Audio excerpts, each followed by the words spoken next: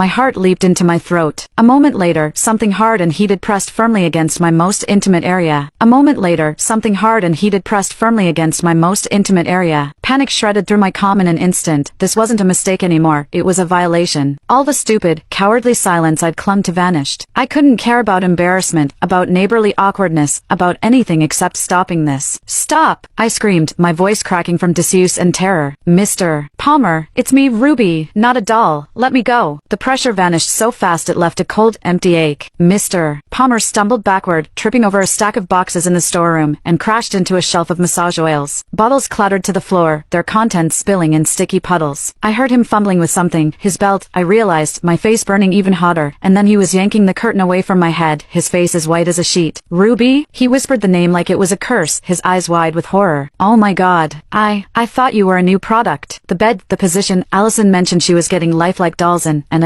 I'm so sorry. I didn't mean to. Save it. I snapped, twisting my wrists against the rubber restraints. They were still tight, the bed's mechanism unyielding. This is a pleasure bed. The release button is on the side, black, about the size of a quarter. Find it. He scrambled to obey, his hands shaking so badly he fumbled the frame. His normally neat hair was disheveled, his shirt unbuttoned at the collar. I forced myself to look away, focusing on the ceiling instead of the way his hands trembled, the way he kept muttering apologies under his breath. The storeroom smelled like vanilla massage oil and panic, a sickening combination. Finally, there was a soft click. The restraints around my wrists went slack, and the bed's split frame slowly lowered, flattening out until I was lying on my stomach in a normal position. I didn't waste a second, yanking my underwear up, then my hot pants, my hands shaking so hard I could barely fasten the waistband. By the time I sat up, Mr. Palmer was standing across the room, his back to me, staring at the wall like it held the secrets of the universe. I'm leaving the payment on the counter, he said, his voice gruff, for the oil, and, for this. I'm so sorry, Ruby. I'll never set foot in this store again. I'll even move if you want. I can't believe I did this. I didn't answer. I was too busy trying to catch my breath, too busy fighting the tears that threatened to spill. He hesitated for a moment, then fled the storeroom, the bell above the shop door jangling as he left. The silence that followed was deafening. I stayed on the bed for a long time, my knees pulled to my chest, staring at the sticky oil stains on the floor. The embarrassment was a physical pain, sharp and unrelenting, but there was something else too, confusion. His comment earlier, about my backside reminding him of Ruby's. He'd known it was me, or at least, he'd suspected. How? The bell jangled again, and I jumped. Mom. I scrambled to my feet, brushing off my clothes, and hurried out of the storeroom just as she was carrying a stack of boxes through the door. Ruby, you're awake. She set the boxes down, wiping sweat from her forehead. Sorry I took so long. The supplier had a delay. Did Mr. Palmer stop by? He said he'd come to settle his bill for the antique vibrator he bought last month. My throat went dry. He was here. He left the payment on the counter. I didn't mention the doll mix-up, didn't mention